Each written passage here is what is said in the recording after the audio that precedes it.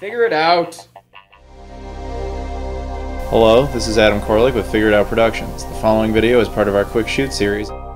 Hey guys, it's Adam here, and welcome to my Xbox One 3 years later video. It's birthday video, whatever you want to call it. Now I already did this for the PlayStation 4 on its 3rd birthday and the Wii U on its 4th birthday. I've also done this in previous years on the 2nd birthdays and the 1st birthdays, etc. Basically all I do in these videos is that I kind of talk about the previous year of that particular console and my predictions as to where I think the console might be going. I used to also show games at the end where I would say, like, these are the ones I recommend that I got over the last year, etc., etc. I decided this year not to do that though, only because I'm not the best game reviewer. I'm sure you guys have noticed that over time. I love video games and I love consoles and everything, but I'm not super passionate about talking about games themselves, just because I don't really trust my own review abilities, I guess. Whereas I find myself to be more fascinated by everything else. But playing them, yeah, that's a completely different thing. I love that. But yeah, so I figured what I've been doing in the past was just kind of shoehorning it in just for the sake of doing it. I didn't really want to do that, especially when it was just adding needless time, much like this speech. So let's just move on. Basically, we're going to talk about the last year for the Xbox One. Now, most of the year for the Xbox One was very... it was market branding. Like, that's all they did for most of the year. They were just trying to save their image. They were trying... Phil Spencer, who is a genius, I've been talking about him forever, he is the current head of the Xbox division. Now, what his job has been, really since he took over, was to wipe away the stains of the Don Mattrick era. The guy who came up with all those... I mean, the guy who at least was blamed for all those ridiculous policies that the Xbox One had before it came out, when it was announced, you know, DRM, the Kinect is mandatory, all that kind of crap. Phil Spencer's job was to get rid of all of that shit and just repair their brand. And he's been doing a good job of that all year. But until E3 this year, we didn't have anything concrete other than, you know, some decent titles, and they had continued Xbox 360 backwards compatibility just to continue to boost up the overall value of an Xbox as a package. But when we got to E3, in addition to showing us new games, they also showed us what they intend to do with like a big clue as to the future of the Xbox in general. The plan is going to be, and I believe it's already in effect, of course, is that whenever you buy a Microsoft-specific title for the Xbox One or on Windows 10 through their specific system, you cross-buy and you have access to it on both platforms. Now, I don't PC game, as I'm sure a lot of you know, so that's never really affected me. But it's clear based on that and the speech that Phil Spencer gave at the end, where he says something about, you know, we're going to move on past generations. He's talking about game console generations. And the reason he was talking about that is twofold. One, I would bet, and I've been saying this for literally years now, that I don't think Microsoft is going to make another, like, shall we say, 9th gen console. I think that they would like to go an all software route and just kind of rely more heavily on their PC division and just kind of use Xbox as potentially a Steam competitor. That's what I've been saying for a long time, and I think they're trying to warm us up more towards that. But at the same time, he was also talking about the fact that the Xbox One Scorpio is coming. Now, the Xbox One Scorpio, much like the PS4 Pro, is unique. We've never really done this before. What's happening is these consoles, the Xbox One, the PS4, and the Wii U, as it happens, all launched anemic. They were all far behind the capabilities of a PC. Now, that didn't used to be the case. It used to be the case that consoles set the gold standard and then PCs would catch up. That really was the case at one point, I swear to you. But the problem is, of course, that consoles have to last a lot longer, and PCs can now, especially because it's so much more popular, can upgrade so much more quickly. When this generation came about, all three companies had different reasons for launching anemic. Nintendo wanted to go off and do its own thing in a corner. Sony couldn't really afford to give you a cutting-edge console because of their financial situation. And Microsoft, under the leadership of Don Mattrick, thought people will buy it no matter what it is. Who cares? Don't spend the money. Don't make it high-end. Just put something acceptable out there. These idiots, they'll buy anything.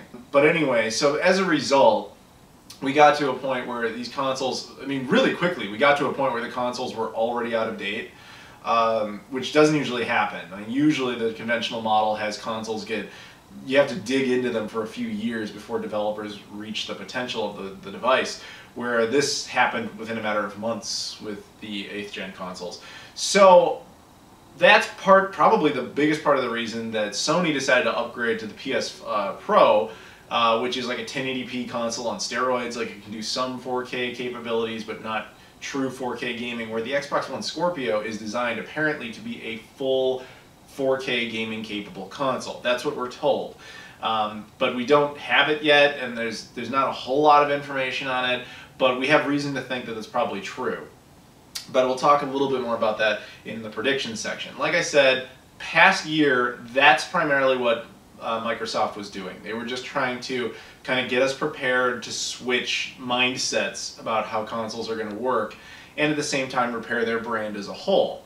So what they then did was they launched the Xbox One S. I believe it was in August of 2016, which is the slim model. Now, I don't own one of those currently, but I mean, you've seen it, I'm sure. The idea behind it was, I mean, slim models have been around forever. That's not a new thing. But theirs was a pretty significant improvement. Not only was it 40% smaller than this box you see in front of you. Granted, this one's even bigger than the normal one because they have this battery pack on the side. I did a review on this a while back if you're curious. Not only is it smaller, it has it runs better, it has additional features like 4K Blu-ray capabilities and Netflix capabilities. Overall, much better version of the console. The only thing they took out of it, as far as I know anyway, is they removed the Kinect port on the back, which is the mother of all ironies, because if you remember at the beginning, the Kinect was not only encouraged, it was required. There was a phase there where the Xbox One would not work without a Kinect. At least that was how it was intended. By the time it launched, it was optional, but they still forced you to buy it. And then after a while, they stopped forcing you to buy it. I find that hilarious. Because you would think any one of us could have told them nobody wanted the damn Kinect. The irony, though, even more ironically, I shit on the Kinect for years because I didn't like it at all. But I will say this, as useless as the Kinect was for pretty much anything gaming related, I do love it for Skype. That it is actually good at. And when they updated the dashboard one more time, they got rid of the original functionality where you say Xbox and then the Kinect wakes up. They changed it to like Cortana or something, and it really doesn't work as well, I noticed. But it is what it is. So that's, in addition to additional dashboard features and just kind of changing things up, that's really all that they kind of did with the Xbox One throughout most of the year. But now that the Xbox One S exists, we have noticed a trend. Things are changing. The Xbox One has been successfully outselling the PlayStation 4 every single month since it launched. Now, mind you, at the time I record this video, it is November 2016. The same exact month that the PlayStation 4 Pro launched. So I have no information on how well the PlayStation 4 Pro is selling. It's entirely possible in the next month, in December, we'll find out that PlayStation 4 destroyed Xbox One. I don't know. But at this point in time, that's what I have to work off of. So good on Microsoft. They're managing to turn it around. And I would guess basically where they're going with this for the next year is that they just want to continue to improve their brand and get people excited about Xbox and build up anticipation for the Scorpio. Because I have quite a few friends that actually have an S, and they all talk about how great it is, even if they already had an Xbox One and were totally indifferent to it. So I think that Microsoft would be smart to go for the full package by the time you get to Scorpio. You know, Scorpio should be, here's what I'm saying, should be a 4K gaming capable console that is sold at a very reasonable price. And I know that a lot of people love to point out how fucking impossible that is financially. And under most models, I would completely agree with you. But you underestimate what game companies are willing to do. Now, Sony was actually the creators of this model. What they would do back in the day is they would sell you a console that cost way too much money for them to produce, and they'd sell it for much, much less. And if you're like, well, why would they do that? The reason is simple. If the people buy the system, they'll buy the games, and you make a shit ton of money off of the games. So, like, for example, most famously, the PlayStation 3, the launch model, would cost them $900 to manufacture every single unit, but they only sold it at $600. That's a huge loss, but had it blown up and been successful, they would have been fine. Didn't happen in that case. It is a risk. That's why Sony couldn't do that with the PS4. They had to sell it where they were making about 20 bucks off the console every time. But Microsoft doesn't have that restriction. They can do that. So if Microsoft wanted to make, this is going to sound ridiculous, but if they wanted to make a console that cost them fucking $1,200 a unit to make and could sell it to you for $400, they could afford to do it. It's not, that would probably be a bit extreme, but they could afford it. And if they did that and they included, you know, obviously it would now have Scorpio capabilities, and it would have Xbox One capabilities, and if it had, by that point, even more complete Xbox 360 compatibility, and who knows, even Phil Spencer has talked about original Xbox backwards compatibility. And it has all these other features that I've been harping on Sony for not having, specifically, most notably, external hard drive support. If it has all of these things, especially for a really reasonable price point, and if the whole VR concept bombs out and nobody cares about it anymore by that point, Microsoft will have this unbelievably attractive package to the consumer. And that, I think that Microsoft knows that. Because I think they also know what I know, which is that Sony really only has about a year to really keep their momentum and keep their, you know, stranglehold over the 8th generation, which Sony currently has. Because by the time Scorpio comes out, it could potentially wipe the floor with them. So Microsoft's job is going to be to push the Xbox One S and the Xbox brand in general. And they have the best ally in Phil Spencer. Like, he's been amazing at doing that.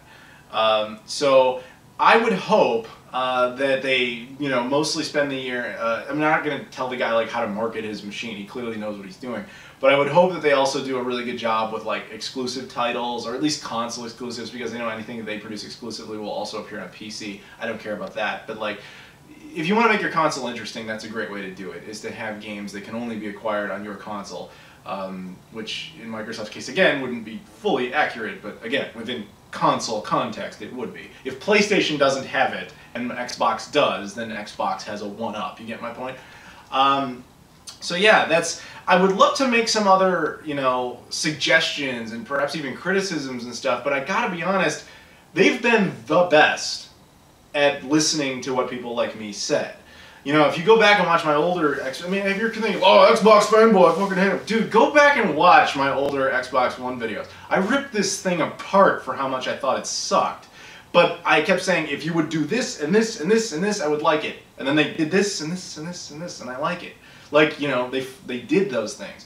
And so, there's not many of those left on my list. The first one that comes to mind, and I think perhaps even the only one, is I still don't like the fact that I can't play BDRs, Blu-ray, like burned Blu-rays. And I'm sure you're thinking, oh, piracy. It's like, no, dude, I do independent film. Like, I have discs of my own work that I like to have on, you know, Blu-ray.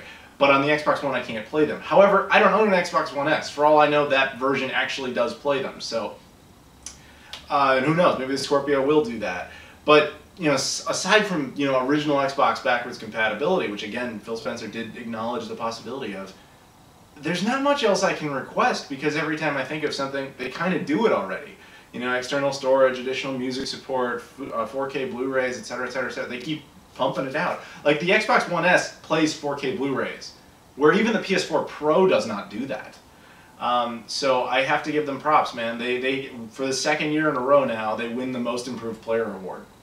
I guess the only thing I really would fault them for is there were no Xbox One exclusive games that really captivated me, but at the same time, I didn't really get that out of Sony either. I kind of got that, shit, I didn't really get that out of Nintendo this year. Most of the games I really liked this year were third party. So, you know, take it with a grain of salt. But, yeah, I guess that is actually it for this particular video, and I guess for the series this year in general. So I hope you got something out of it. I know the holidays are coming up, and people are kind of trying to weigh their options and see which console they might get. I would tell you, if you decide to get an Xbox One, get the Xbox One S, or potentially wait till Scorpio. If you're looking at the PS4, I would say definitely get a PS4 Pro. And if you're thinking about Nintendo, I would either say wait until the Switch, or get a Wii U when it's bargain bin. There's no reason to get a Wii U this holiday season unless they're just fire sale cheap. Aside from that, like, don't get a $300 Wii U. They're going to get discontinued in just a couple of months. So that's my advice to everybody. So there you go, guys. Have a happy Thanksgiving if you're an American, or just a happy month in general. Thank you guys for watching, and I'll see you all later.